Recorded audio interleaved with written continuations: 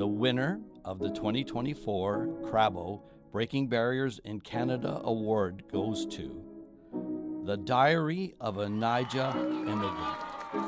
Hey darling, are you in for this ride with me? Let's jump in. Hello and welcome to another episode of The Diary of a Niger Immigrant podcast. I remain Onyi Ekenelbi. Today, it's a surprise guest. I am so excited to be hosting the person that has always been behind the camera. Like every time that I am in front of the camera, I have somebody who is like my team, one person who is like the entire team behind the camera and making sure that I look good, I sound good, and I am so excited to finally hear her story and have her talk to us and tell us about herself. Tomide Bamigboye. Did I get it right? Close. Close. Bamigboye. Yes. Okay. I didn't know there was I didn't know there was a Bami. Because there's Bamigboye and there's Bamigboye. Okay. Yeah, some people just take out the I. I don't know why. I don't know why. Yeah, maybe they don't. The I and the M, maybe it gets closed up together and then they miss it. Yeah. Yeah. Okay. Yay. Welcome. Thank you. So excited. Okay. Tomide is a very interesting personality.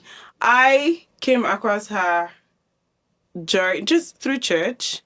Like she came to join my team at church as a volunteer for the video team. And I was like, okay, this is a Nigerian girl. She's into film. She actually went to New York School of Film. Is that what it's called? New York Film Academy. Okay. She went to New York Film Academy. And I was like, wow, this is a bunch of talent here. And how do I bring her, like draw her into, through Onyi's lens, my company? And it's been fun, I feel. But one thing is I really don't know what makes Tomide tick. I'm like, I don't really know about you. Like, it's just like, we'll just do our stuff, record our videos, and that is it. Like, or sometimes we'll have maybe meetings together to strategize and things like that. But I've never really known who the person Tomide truly is. And I was like, okay, you have to come on the podcast for this episode. Tomide is my darling assistant. I don't know what I would do without her. Like, she makes me sane, even though I'm probably always insane, like running mad. But she makes me sane. Like, the aspects that she handles, I don't have to handle it. She makes me look good and sound like I know what I'm talking about. Anyways, Tomide, tell us, who is Tomide Bamigboye? That's such a broad question. Start from the history of your life. How your mother got pregnant for It all started in 1998. Tomide is a very simple person, as you know already. I'm a filmmaker. I love everything that has to do with art, filmmaking, painting, music. Count me in. But my area of focus is filmmaking, writing, and directing mainly. I don't really like to be on camera, but she makes me be on camera. Of course. I like to be the one to direct people Yeah. on where I want the camera to be and what kind of lighting I want. But you make me hands-on, just like it was a couple years ago, but I'm not mad about it. I like that. Okay, like you said, what you enjoy is the directing aspect of it, but recently you've dabbled into, have made your feet wet by making you film, like be on camera, even edit, yeah. And like, why do you think you're able to do all of that? Like, regardless of the fact that this is what you prefer, you're still not limited to that aspect. Why do you think it's easy for you to like dilly-dally into other things? Yeah, when it comes to filmmaking, even if you're just directing, you still have to know every other aspect of the filmmaking process. So even apart from working on camera or editing, I know how to be a script supervisor. I know how to be an electrician on set if I need to be, Right. and all these things they teach you on film sets and in film school. Because if you're gonna direct people on what to do, if if they're not doing something right, you're not gonna know if you don't know how to do it. So I really like that. Even when I'm on set directing, I know that if the gaffer isn't doing what I want them to do, I can just pick up the light and place it where I need it to be. Even if I really don't want to do it, I know that when push comes to shove, I can get my hands dirty, and it's very important. Even as a director, you need to know everything. Even being in front of the camera, even acting, you need to know how to act. You need to know what your assignment is going to be as an actor, or how to get yourself into that character, because it's your job to not necessarily teach the actors or anyone that's in front of the camera, but guide them on to get to where they need to be. And if you don't know anything about acting, you're not going to be able to guide them to that place. Have you ever acted before? Yeah. Yeah, I did my bachelor's in theater. Oh. So I have a theater background. That's actually my first love, theater. And so I did a little bit of acting and directing stage plays also. Oh, interesting. Wait, how did you even get involved? Like, how did it start? Where? It started from high school. I don't even know. High school back in Nigeria? Yes, so Okay. secondary school. Yeah. It was so weird because my sister and I, when we were playing, I would make fun of people. And one time she was like, you should be an actress. And I'm like, nah, I don't want to be an actress. I can't even imagine you Yeah, I acting. can't imagine.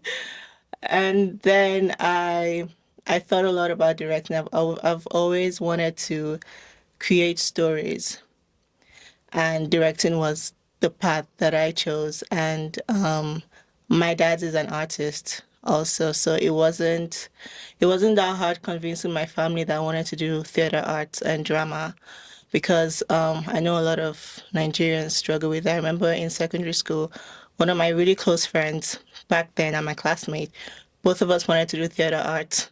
We were both in art class, by the way. We didn't do any science subject apart from biology. But she said her parents wanted her to do computer science. And I'm like, from SS1 to SS3, we were in art class just for your parents to come and tell you, no, you can't do it. Or she wanted to do theater arts like me. Just for her parents to say she can't do theater arts, she has to do computer science. She finally convinced them to get her to study, I think, mass comm. What's the full mass communication? Yeah. Yeah, that's what I actually studied, my first degree. Yeah, and I don't know, that made me feel so bad for her, because I just realized how lucky I was to have parents who would never make decisions for their kids. Since I was really young, my parents never. I mean, they guided us, but they wouldn't make decisions for us. Typical African parent.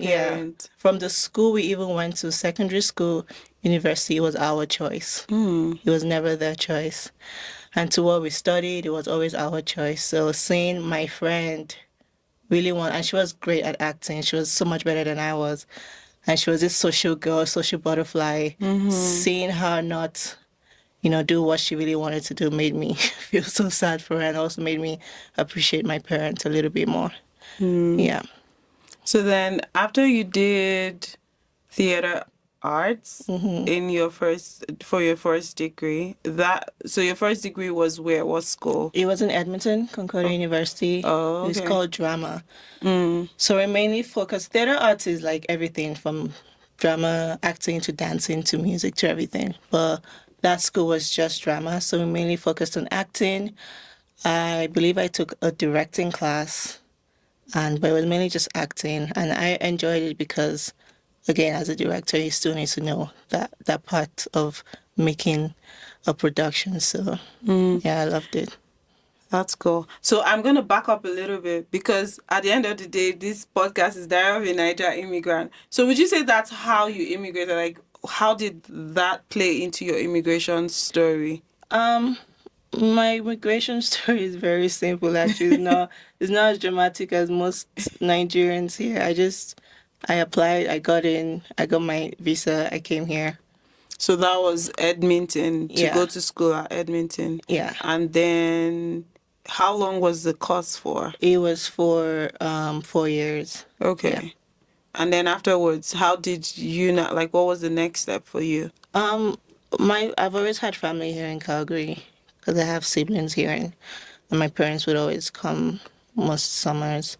So after school, I came back to Calgary, and I did my minor in sociology. So I started saving to go to film school for my master's, and I became a social worker because I wanted to save and just work a little bit so I could get money to pursue my master's degree.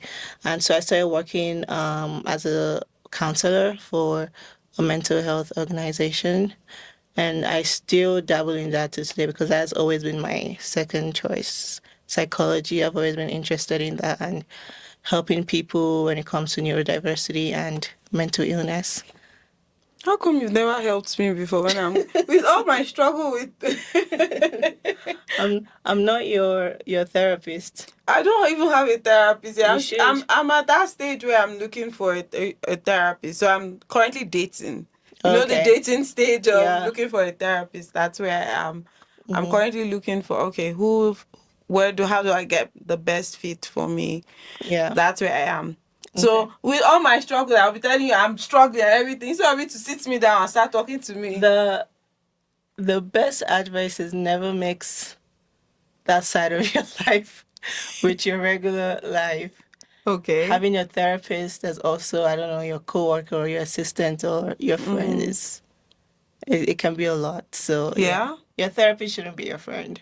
Go find a stranger because it's easier to talk to a stranger. At least I feel it's easier to talk to a stranger Yeah. I about all agree. those things. So I yeah. agree. So you don't want me. The only reason why I feel like it's also good to talk to somebody that, because I find that most therapists, they like to play around the issue. They like to make you feel good.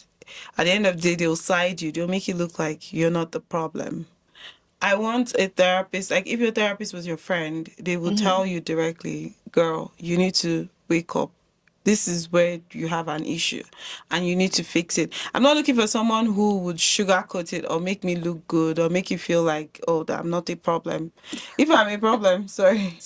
If I'm a problem, tell me that I'm a problem. Tell me that I did this wrong or I said this wrong. Don't try to sugarcoat it. And I find that people find it hard to tell me the truth. I don't know Really? why. I do not know Even why. your friends? Even my friends, like they think I am sensitive and I can't take it. And I'm like, why do you think I can't take it? Like, I still don't get it. Because if I had an issue with you, I will tell you, I'm a very direct person. Like, look, you messed up here. This is where you need to wake up, or you need to fix this, or you need to fix that. You might not like it at that time. You might not like me at that time. But I want to believe and hope that maybe in the future you would understand the reason why I had said this and like it had helped you in one way or the other. Even though maybe that might ruin our relationship or something, but hopefully we're able to come back to being friends later.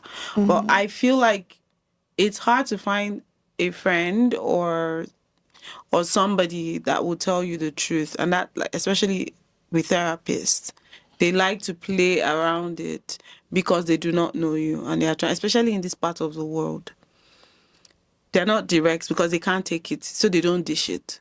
Yeah. You need to find an African therapist.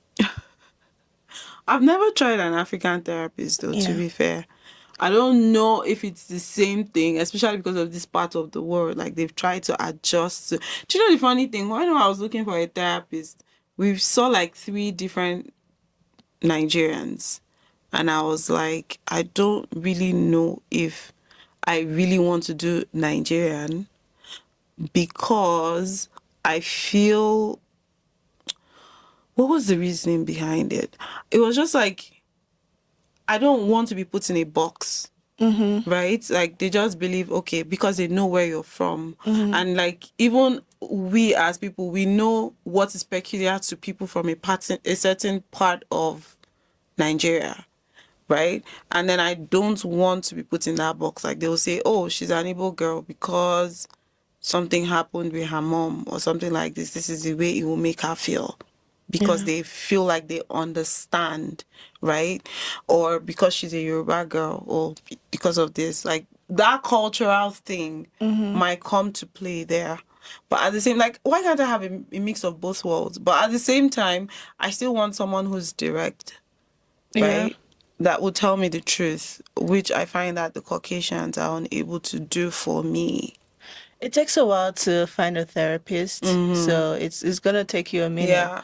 But yeah, I don't even know why you're even entertaining Caucasian therapists to begin with, Yeah. because as a person of color, you're just better when you find someone who understands you better. So it doesn't have to be Nigerian. I wouldn't want a Nigerian therapist either, because you probably run into them at some point, some Nigerian gathering. So an African therapist, maybe from East Africa or something, or even an Asian therapist, they're very different, but we have more similarities with them than the Caucasians. So yeah. But that doesn't take away the fact that Caucasians are good at Oh, yeah, their for job. sure. But I feel like that cultural thing also has a thing to play. Like they would certainly be good for another Caucasian because they understand, like, our culture is different. It's not disputing who they are or what they do or how good they are at their job. It's just the cultural difference, like where there's the diversity there. Yeah. Right. Anyways, we have moved to, and I remember I saw you one time at my daughter's daycare, so Yeah. that makes sense. Yeah. That okay, this is something that do you still do it, or I have a few clients. I try to have like 4 clients that I work with. So maybe I have a few sessions with them a week, in a week. So I don't really do schools anymore because it can be quite chaotic with so many kids. Just go to their house for like an hour or two, hear hear the parents' complaints. Right now, I only deal with kids with neurodiversity, ADHD, and autism. Hear what the goals are from the other clinicians and the parents, and then try to come up with a work plan for the kid and hopefully make them better. how do you balance it? Being a social worker and then being a video person. Do you think that there is something that merges it together in your world? Um, it's tough to balance this because they're very different, right? Very different career paths. I don't know why I've chosen this for myself. Every day I ask myself this, but right now when you're first starting as an artist, you have to have a plan B. Just most artists, it takes years. It's not an overnight thing. If you think of all the great directors, Spike Lee, Scorsese, even artists like Beyonce, it took years for them to finally have their big break. And and while they're waiting for the big break, they still have to have a second job. I don't know if you know this artist, Summer Walker. She's Black American. She's an R&B artist. Her first couple years, I think she probably has a few Grammys now. But first couple of years, that was early, maybe 2020, 2019. She was working as a cleaner while still recording. There's one that was working at McDonald's getting $10 an hour while still recording music. So that's just life of an artist. Even almost everyone I know in the US, in LA, still doing the filmmaking thing. Like they're juggling everything because you still need money to do a lot of things. And the first couple of years, it's like you're earning money as a filmmaker, but it's not that much yet. So that's what I do. And my goal as a filmmaker has always been, we all want to entertain, but I'm mainly interested in educating, but not shoving the topic I want to say in your face per se. I love to talk about social issues. I think that's where the psychology part in me comes out, because then I can blend those two words together. I've written scripts and done movies that has to do with neurodiversity, that has to do with mental illness, that has to do with um, child marriage, all this stuff I like to talk about in my films in a subtle way. But I like to make films where, when someone watches it, they sit down for a while and think of how society has contributed to whatever topic I'm talking about. And so working as a social worker has definitely helped broaden my mind when it comes to writing scripts that has to do with social issues, because I've met so many people from so many economic sides of the world and social sides of the world, from the rich to the not so rich, to the people who don't really have support from the parents, to drug addicts, to this. So all that has helped me be a better writer, really. Yeah.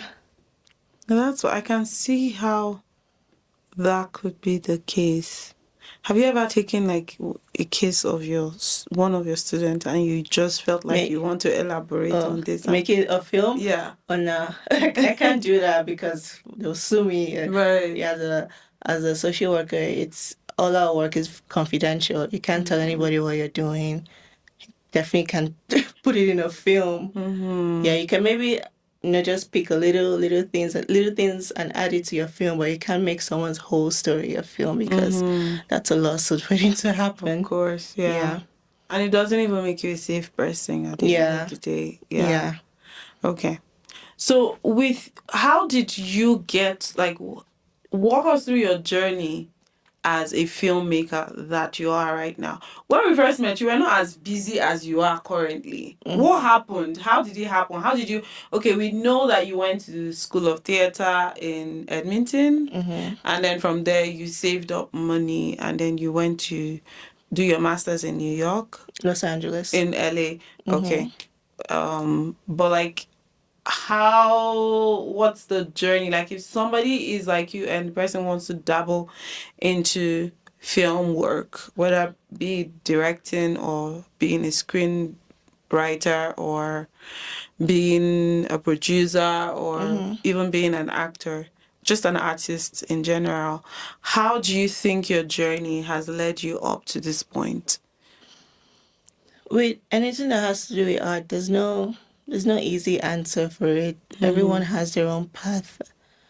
And I don't have the answer. I'm still looking for the answer, really, because I haven't had my big break yet. Even if I'm getting work, thank God. It's not like, I've made my own film yet. I don't even know. I don't know how to answer that question. You just have to keep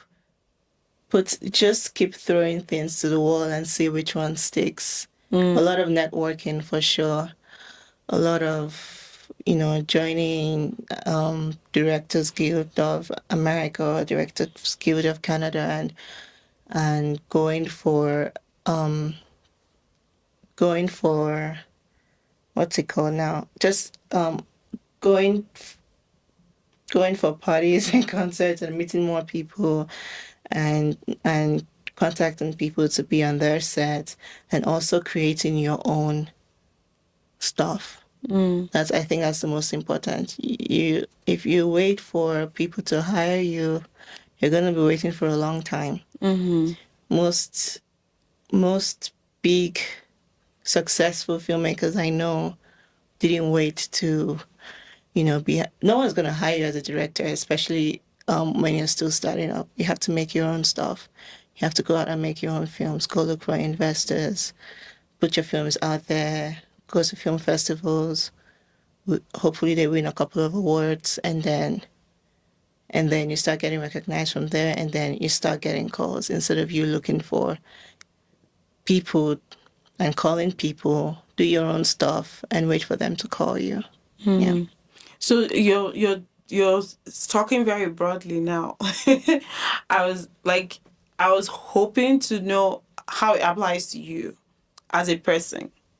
How has it applied to you as a person, Tomide? Because, for instance, I just came from a meeting, and the reason why I had that meeting is I was curious, like, I had a contract with these people last year, and then this year I lost the contract, and I was like, what happened? Why didn't I get the contract this year? Why did you go to another company to cover your event? And then the the big thing was that networking, that there was no relationship built. So how do you build those kind of relations? Like, how have you, like, do you have examples of how it's, because Calgary is, I don't know, Calgary can be isolating, and Calgary is also small, and it's not like the biggest place to actually do film, Yeah. if you ask me. So, like, how have you been in Calgary, and then how were you able to, like, when you came back from LA, what was your next step? What I did was, I've actually only been on just one production here in Calgary. Most of the other productions I've been on, have had to travel for them. But again, it's the most important thing is the networking. You go online, there's so many Facebook groups of filmmakers, writers, directors, editors from all over the world, not just in Calgary. I know there's someone called Inc. Canada, and it's all for everyone in Canada. I have some from Los Angeles, I have some from Atlanta, New York that I've joined, and I'm also calling people. Lately or nowadays, people are so scared to call people.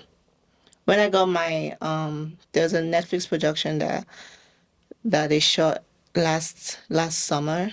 What I did was I just went online. I heard about it on Instagram. I went online. I looked for the production manager. I just called him. I literally I stalked him and I found his resume online. And on his Wow. resume was his phone number. And I called him, and it was like, oh, we haven't started production yet because he lives in Vancouver, and it was of course it was a Netflix shoot, so it was an American production, but they were shooting in Calgary here, and they hired him. And I was like, I'm still in Vancouver, but we're opening our office I think 2 months from now. That's what he said, and he was like, yeah, this is the address. Just come over, and we'll talk.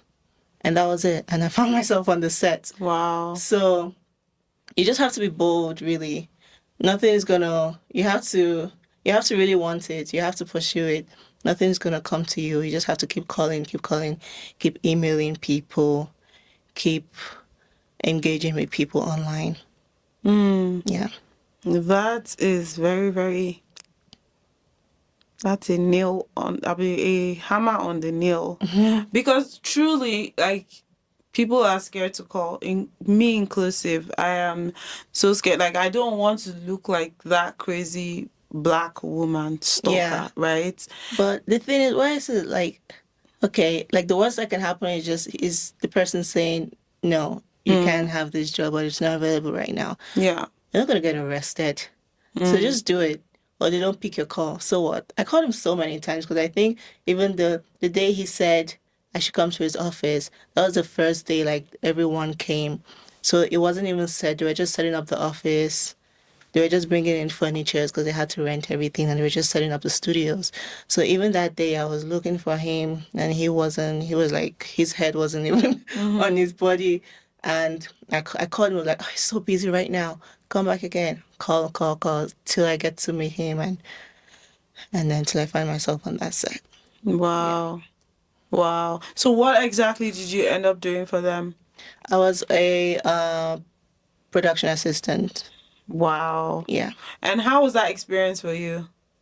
it was really great. It was. I mean, I've been on so many sets, so it wasn't out of the ordinary. It wasn't a new thing for me. Just go in, do your work, network with more people, because every other person that was on that set was new to me. So I got to network with more people. I got to meet more industry people. And like these are the people that have worked on like The Last of Us or Inception, Interstellar, that was shot here, and like The Revenant, and these are all directed by big people like Scorsese and Christopher Nolan. And I just got to meet them, and I'm still in contact with some of them, so that was great. So tell me about your first experience on set. How was that for you? How old were you? I don't even know if I remember my first experience on set. Let me How see. many sets have you then been on? I've been on so many sets. So many sets. When I was in LA, I used to work on so many sets too. Um, And was it as a reason of or as a result of this like the school you went to? yeah, there were, Did you find that it opened doors for you? oh yeah, of course. I don't know if the school exactly opened doors, but just being in LA Mm-hmm. definitely opened doors. I mean, in LA, everyone is either an artist, Mm-hmm. either a musician or a filmmaker or what else, or a dancer or something. Everyone is into art. So your roommate, the person living beside you, the the church I was going to, the pastor at my church was an executive at Disney. Wow. And like one of the secretary of the church was he worked for Warner Brothers, and there were just people like, oh, I work for ABC, I work for Warner Brothers. That's how LA is, and you get to meet more people and get to Mm-hmm. work on so many sets. But the first set I worked on, I think I was 19 or 20, and it was here in Calgary actually. It was an African short film, and someone just called me and were like, "Oh, do you want to be an extra on this set?" I'm like, "Oh, cool." I was just an extra, so I just sat there. It was a classroom setting, and I just sat there. And then, so I didn't really learn a lot from that because I was just an extra. But the first one that I actually learned a lot from was, I don't know if you know this film Ghostbusters, Mm-hmm. the 2020 film. They have so many, but the one that was released in 2020 was actually shot here in Calgary. Oh. And I was on that one for a couple of days, and I got to meet the director, and we worked together.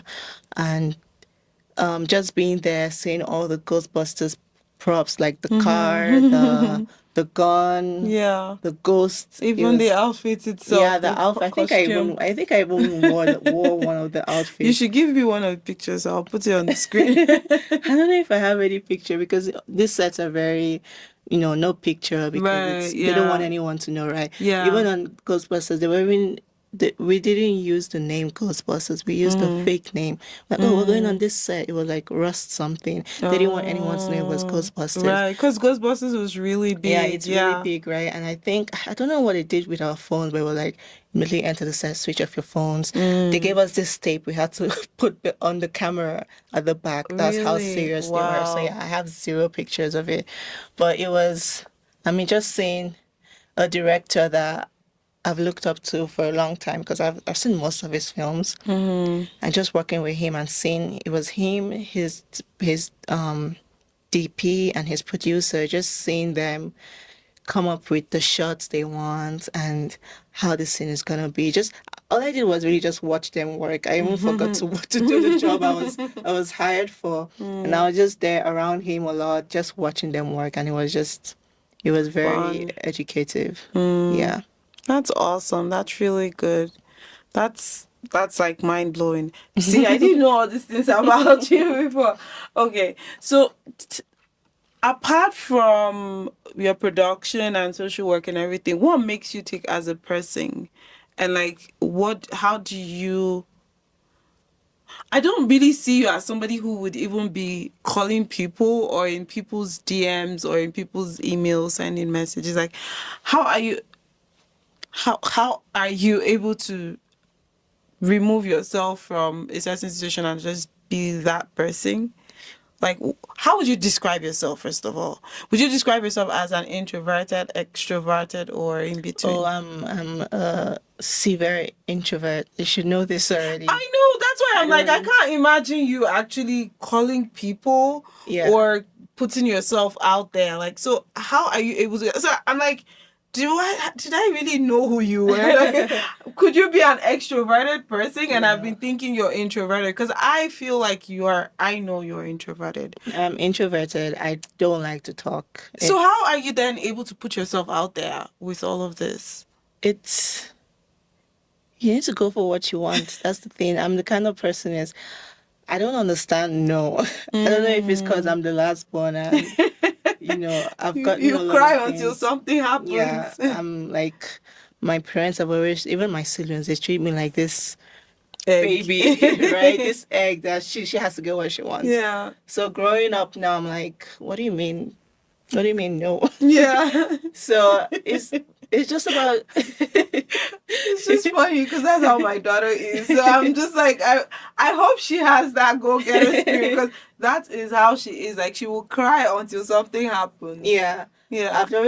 I've just always gotten what I wanted, and it's not because I'm spoiled or anything. Just because I won't rest until I get it, and it's even something as little as I remember one time I wanted to do this hairstyle, and that was before. And we were here in this country, and I was like braids, we were like purple ombre braids, and it wasn't the extension wasn't available. I did not rest till I got that extension. I don't remember. And back then, Amazon wasn't so big. Now Yeah. anything you can find on Amazon, you can find attachments on Amazon. Yeah. Back then, they weren't selling black people or black women things. I don't even remember the website I got to, but just looking back, I was like, I really wanted this thing so badly. But that's the kind of person I've always been. If I want something, I'll get it. Right. I don't care if it takes me 5 years, 100 years. I will keep working until I get it, even if I have to get out of my comfort zone and talk to people I don't really want to talk to. You just got to do what you need to do to get the result. Yeah. That's really good. That's like resilience. I also wonder, as a result of who you are, like a black woman, how long ago did you come to Calgary or to Canada? Let's say approximately 10 years. 10 years Yeah. ago. And you were about 19 or No, 18? I was 15, 15. Wow. 16. 16. Wow. You were very young, but you had siblings here. So Yeah. did you find anything different? Like you had high school and everything back home and then coming here, did you find anything different as a result of like the color of your skin or your race? And how did your resilience play into that? Or was it just smooth sailing? Like I don't think it's ever really smooth sailing for any immigrant. For me, it was really just a culture shock. And I remember when I was doing my bachelor's drama, I was the only black person in the whole drama department. Well, there was this mixed girl. Her dad's black, but she was born and raised here. It still felt like I was the only black girl. And of course, coming from Nigeria, you don't really understand Canadian culture, and they don't understand you either. So there was that. and you were young too. Yeah, and I was so young.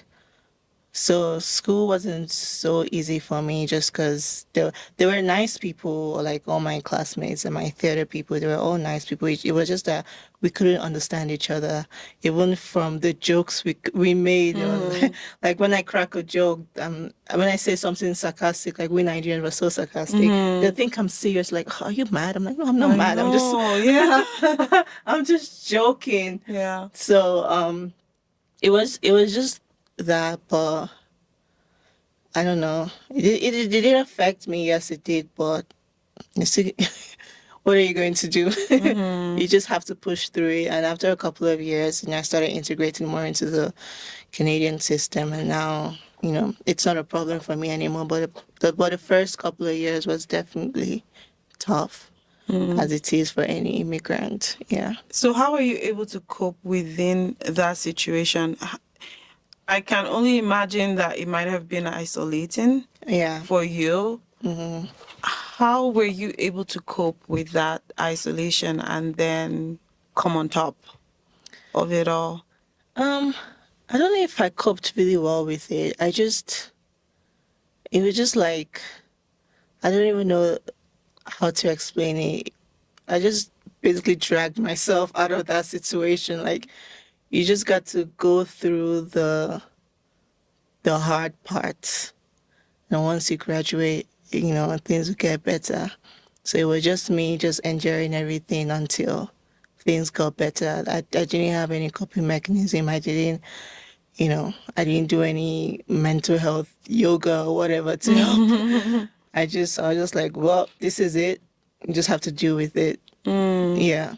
And that's maturity right there. I don't know if it stems from you being a Nigerian, because we're very, very, like, we have resilience. We're very thick when it Mm-hmm. comes to that. Because as a young person, it could put you in any situation at that point. Yeah. But like for you to have been that strong and be like, okay, I have to cope with this. This is where we are now. There's nothing we Yeah. can do. I mean, don't get me wrong, my mental health was a complete mess. Yeah. But again, it's not like I could afford therapy at that point, even. Right. I mean, I was just working on weekends as a cashier. And I didn't want to, like, my parents were already paying so much money as an international student. Now, Mm-hmm. adding to $100 an hour for therapy, I was like, That that's was a not going to lot. happen. Yeah. But I had plans that once I graduate, I start making money. I'm going to go seek help. And I did that. I started going for therapy, I think a year after I graduated, and I could afford it. But at that point, I was just like, you're just going to have to cope till you're able to find help. Yeah. And how was therapy for you? Do you feel like all of that played into you becoming a social worker? Or Um, like therapy? therapy and like the state you were in, like your mental health at that Yeah. point, and you not being able to get help, but Yeah. you felt like you needed to cope. Do you Yeah. feel like that also played into you becoming a social worker? Yeah, in a way. I mean, I was already doing my social work job before I started going through therapy, so I don't know if therapy played something, but just me, once you go through that mental health madness, you're gonna, I don't know, a part of you would just want to help other people. And again, because I did my minor in sociology. The only job I could get really was social work job, which I really loved, by the way. I just, I loved helping people. So, yeah. That's interesting. It's funny and interesting how our lives just intertwine in Mm-hmm. some way, shape, or form. Yeah. It's like something happens and then it plays into something unknowingly, and then all of a sudden it's like, okay, it's this big ball Yeah. of who you are at the end of the day. Yeah. Yeah. Have you ever experienced a situation? Okay. You were talking about knocking on doors and not saying getting no for an answer and all of that. Have you ever experienced a situation where you get this kind of, it's not really no, but the response is so like, why do you have to talk to me like that? Even if Like rude? yeah, like rude, or not even rude per se, like condescending in a way, like you're like, because this thing happened to me this past week because I'm a photographer, right? And then as a photographer, you have to work with event planners. As an event planner, you have to work with a photographer. So I just reached out to, like, I've been reaching out to event planners and everything. I would love to work with you more this year. Like, how can we work together? Can we have a meeting and things like that? And I reached out to this lady. We finally scheduled a meeting, and I've been reaching out to other event planners. We've been having meetings and all of that. But this particular one stood out to me because it just felt weird. Like, I came out of the conversation not understanding, like, does this person think that I came to beg them for food or something? Do you understand? Like, even with this whole Mother's Day event that we're planning, like the whole filming and all of that, I also wanted, like, it was also an opportunity for me to, because she has kids, to like ask, okay, would you like to also bring your kids? Like, I'm doing this filming, and then her asking me, she was like, okay, first of all, for the event planning stuff, she was like, okay, I'll put you in the list of my vendors. I don't know, but I have so many vendors, and I don't know if we're, but now that I know how much you charge, I'll put you in the list. And like, it was just weird. It was a very weird energy. Like, even the way, like, she didn't take the conversation even seriously, and like, to think that we had planned this conversation for a very long time, and she was the one that finally reached out. She was like, oh, I saw your post and I remembered, sorry we haven't been able. So I was expecting a different kind of energy, and then the energy was just kind of cold, like, okay, I'll consider you, I'll think about it, or I'll put you somewhere. And I'm like, I don't know if it's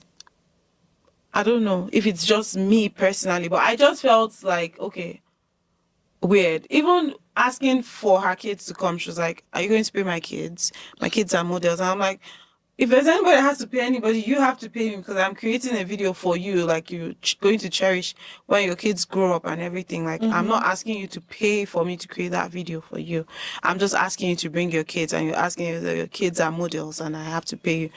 It was really weird, and I just felt like whoever, even when someone works for me, like, correct me if I'm wrong, you worked with me for a while.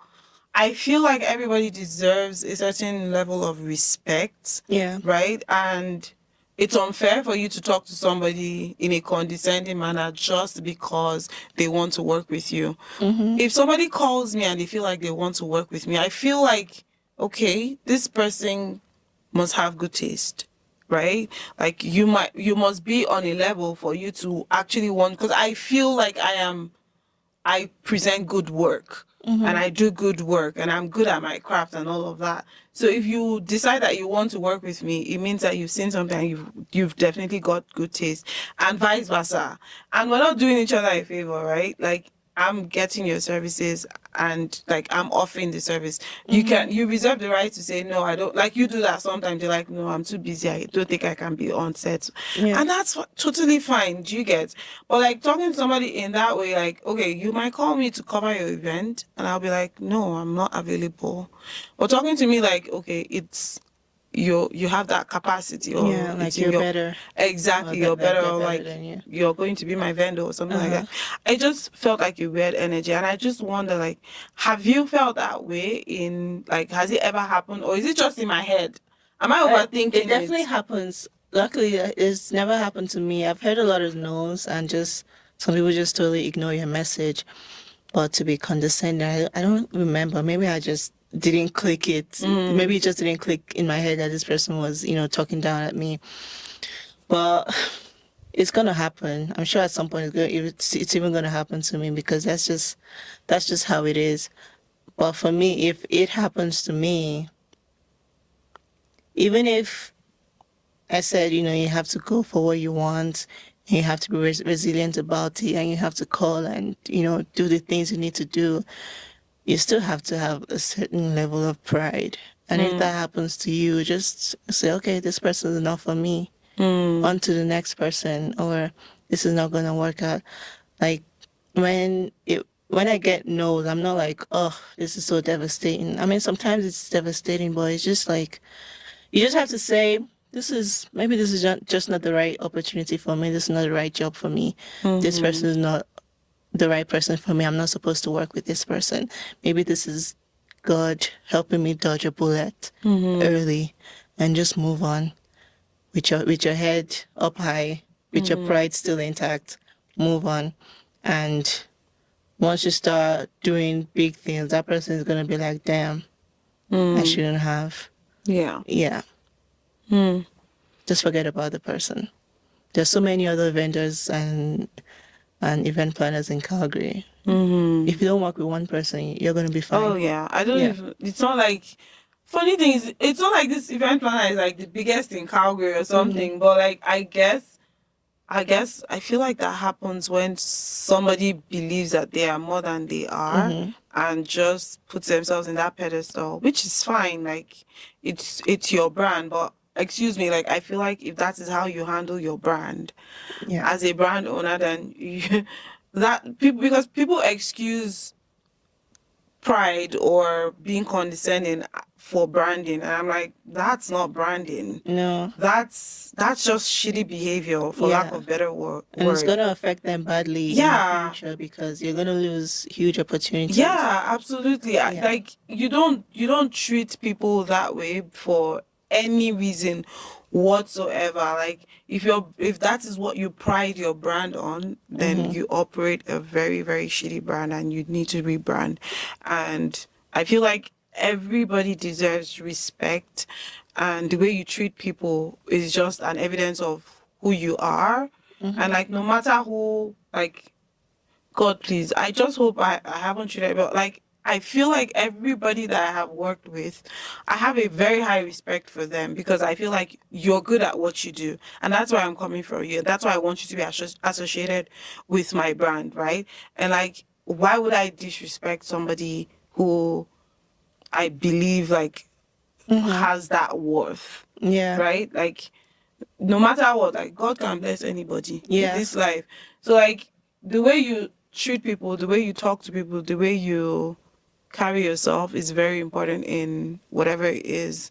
You Yeah. don't know when it's going to pay forward. You don't know when it's going to come back for you or Yeah, I just remembered a couple of days ago I was on Instagram and I saw um the Bill Murray. He's an actor. He was on Ghostbusters, actually, the original ones, and he was talking about Bruce Willis. You know Bruce Willis, right?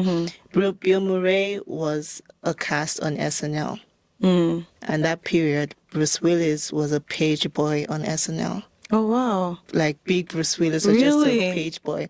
And Bill Murray was talking about after Bruce Willis became, a big action star, he saw Murray and he was like, I remember you from SNL. You and this other lady, you guys were always nice to me. Oh. And the people never forget. You always forget the person that was condescending and rude to you and the person that was Exactly. nice to you. And once you make it big, you're still going to remember. And hopefully that doesn't happen. But if this person that was condescending to you comes to ask for your help, you're probably going to be like, hell no. And that's totally fine. Absolutely. Yeah. That's why you should always treat people, because you never know, from a page boy to a big action star. Exactly. Yeah. Exactly.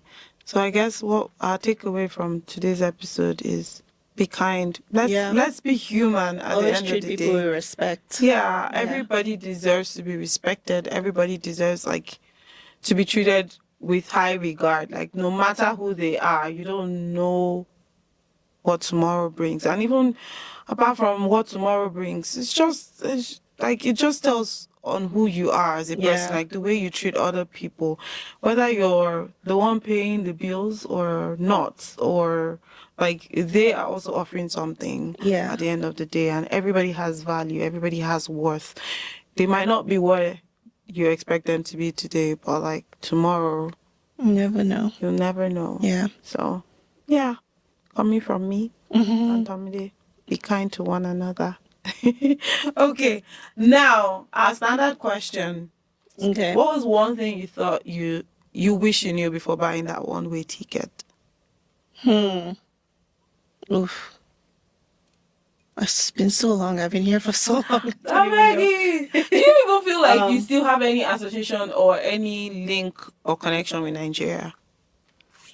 Not really, because when I was a kid, I have really nice parents. They're not strict, as long as you're in the house. They were not strict, but they were overprotective. So I Right. could do whatever I wanted to do in the house. And How much can you do in the house? I don't get it. yeah, so all I did during my vacation was just watch movies, which was great because now I'm a filmmaker. So Right. that's probably why I love movies so much now.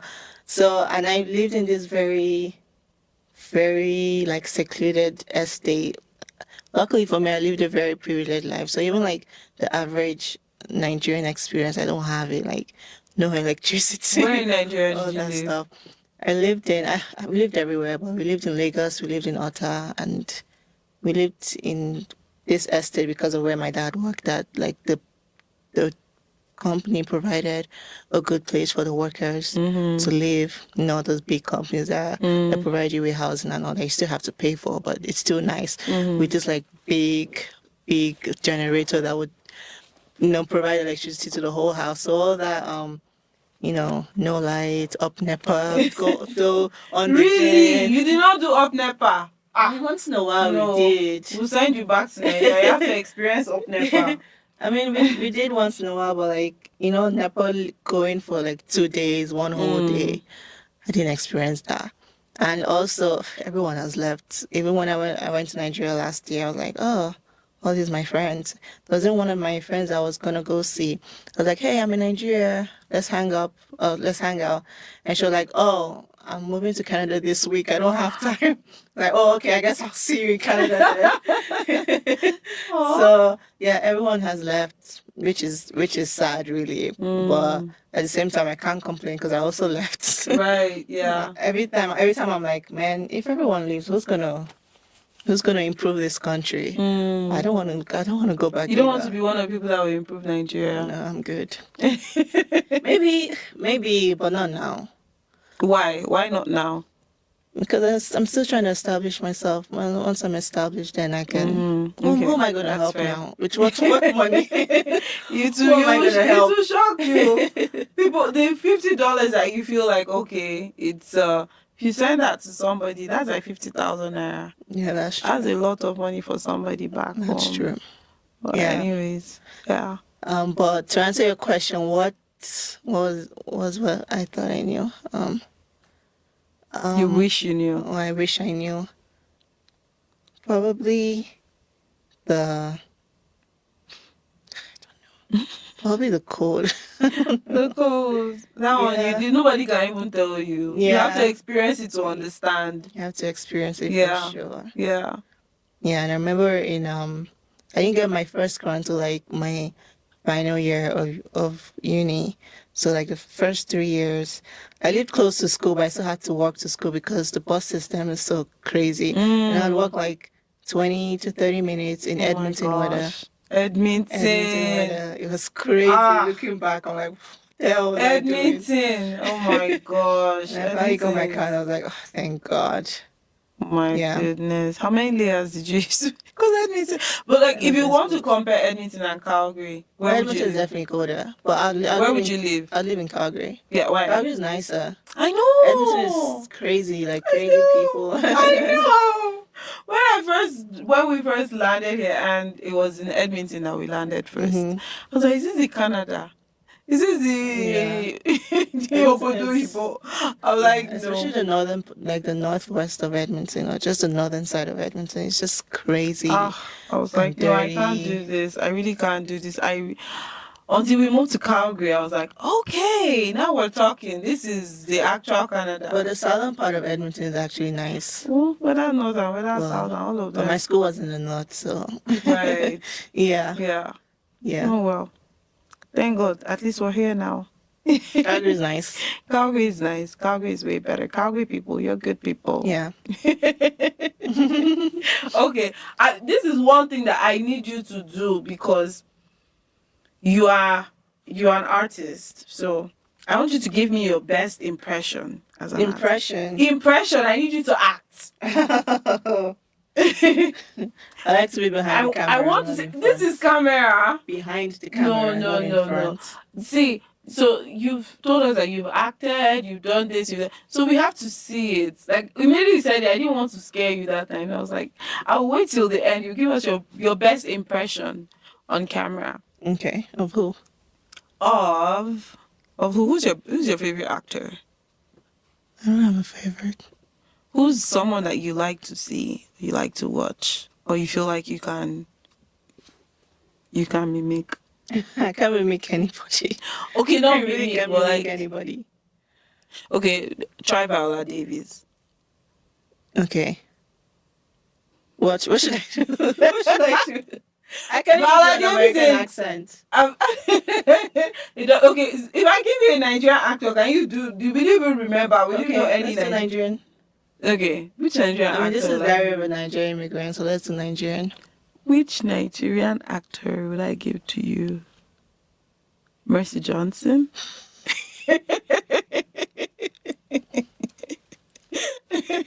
I can't speak Pidgin. She doesn't speak Pidgin every time. Okay. She speaks English too sometimes. Okay. Or you want to do Jennifer? Funke Akindele. Definitely not. What do you want me to do? Okay. Just Act like, have you seen Maybe? no. Which of her movies have you seen? It's been so long. Okay. Have you seen any of Jennifer's movies? Mm-hmm. Funke Akindele. Which one have you seen recently? The Tribe of Judah I saw. Tribe of Judah. Yeah. So okay, can you mimic her like when she what am I saying when she like the first period like before she got sick and like her children, like she was like a tribal Judah or something like that. I can't even remember the scenes like that. I But, can't remember either. oh, Yeah. stop! No, you have to tell me what to say. And then Okay. I'll say it.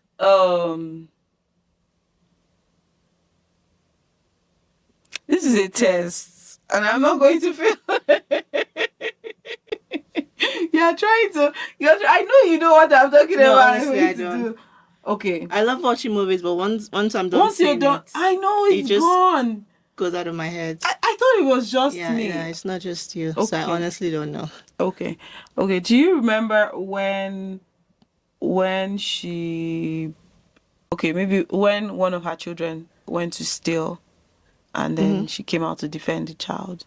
So just pretend as if you don't have to do it exactly like her, but like you're Funke Akindele and your one of your children in the movie or tribe of Judah went to steal, and then you had to defend your child. So This is such a weird thing to ask me to do. Are you gonna do it with me? You have, you- no, you have to be the one accusing my child. oh my gosh. Yeah, so if you're gonna make me do this, you have to do it. What was her name in the movie? So I don't know. okay, we'll just say Funke. Yeah, okay. Okay. Do you know the funny thing? I used to act too back in secondary school. Okay, so let's channel our. Let's channel Oh, our yeah, high guys, school okay. acting days. I'm ready. This is so weird. I'm Okay. ready. I have not acted in so long. In over, Me either. over 20 years. Okay. Funke, Eh? Funke, Eh? your pikin don't come my house. He come there, he thief my Na lie. Na lie.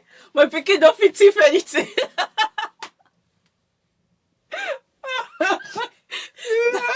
I'm the worst. I am the worst. I can't even believe it. Sorry. I'm the one that started laughing. I'm the worst ever. Oh my gosh. What? Funke must not see this. She can't say it, please. I can't even do this. Oh my god, me speaking pidgin is just it's so embarrassing. Me too. But I feel like I can't speak it. I can't do it. I just have to channel my Nigerian self. Anyways, guys, if you're watching this and you're Canadian, please, this is pidgin English. And it's like a broken form of English. And we're trying to channel our tribe of Judah acting skills. Okay, now seriously. Funke, I see your pikin. He go for Nebuchadnezzar house. And he go there, he go thief one goat. My pikin, Your pikin. no fit. That's your pikin. Na lie. That's how you go born. I say na You lie. born 7 It different no fit. children for It 7 no fit. different Not men. the life for my pikin. Not the life for my pikin.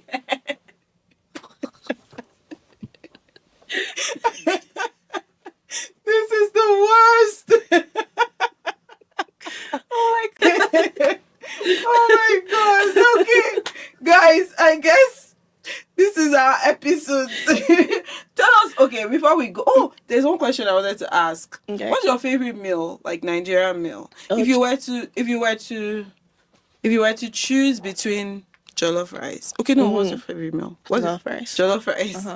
If you were to choose between jollof rice and amala with all the Oh, definitely jollof rice. serious? Yeah. Jollof rice or puff puff? Jollof rice. Really? Puff, really. That It's not means- even a food. That means Sunday you're going to eat very well because we're bringing jollof rice for I mean, I our also like puff, but it's after like 3 I'm rice good. and stew. Uncle. It's not jollof rice though. I mean, it's good. Yeah, with the smoky taste or Jollof rice. Anyone. any kind of jollof. I don't do rice. smoky Really? jollof rice. Really? I don't cook that, but I'll still eat smoky. Mm. Any jollof rice you present to me, I'll eat it. Okay. What's your favorite weather? Summer. Honestly, they all suck. If I'm being honest, summer is too hot. Winter is too cold. I know. Spring is meh. Maybe I'll say fall actually. Yeah, Sweater fall. weather. Yeah. Okay. Okay, fall.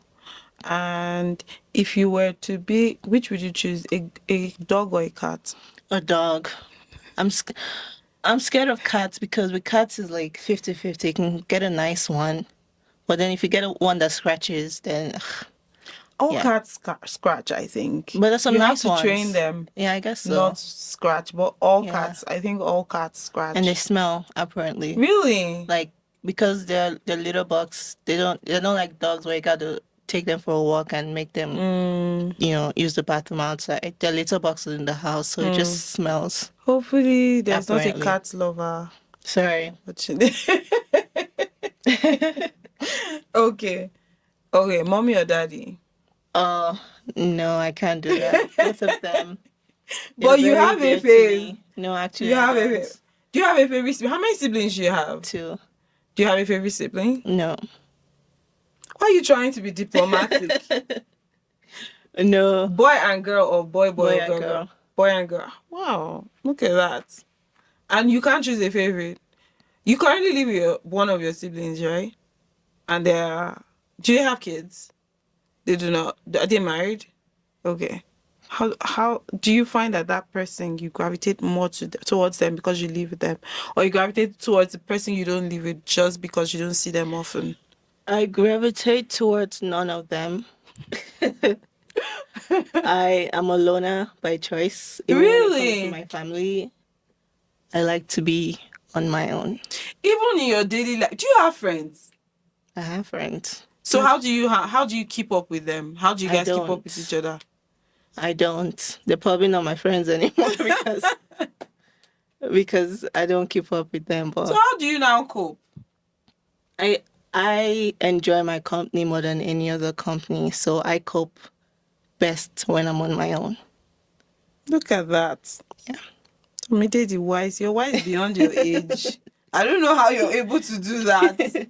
But anyways, hey, you recently won an award. Yeah. Tell us about the award. See how you just jump and you did not come there. Me Life. Oh my god. You're the host.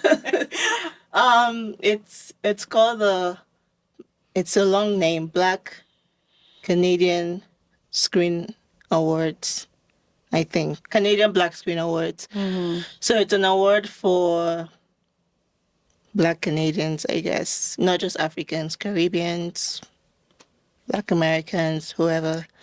And they saw one of my films and they reached out and they said they loved it and they would like to give me an award for it. And Wow, just like that. yeah. And Wow. they did. And you went for the award alone? Or did you go with someone? I went alone. Why would you go alone? Why didn't you call me to be your plus one? It wasn't Toronto. Yeah, so? You fly. Okay. Oh, you're rich. So Well, that's really cool. yeah. So that was why you were in Toronto for a while? Or other stuff? That and another project. Yeah. That's cool. Congratulations. Thank you. And what do you find that this award has done for you in recent times? Like, it's connected me to when I went to the award, I got to meet other filmmakers in Canada, Black filmmakers, and it connected me to them. Yeah, that's what it did. Tomide is very direct. Can you tell that she likes to be behind the camera, not in front of the camera?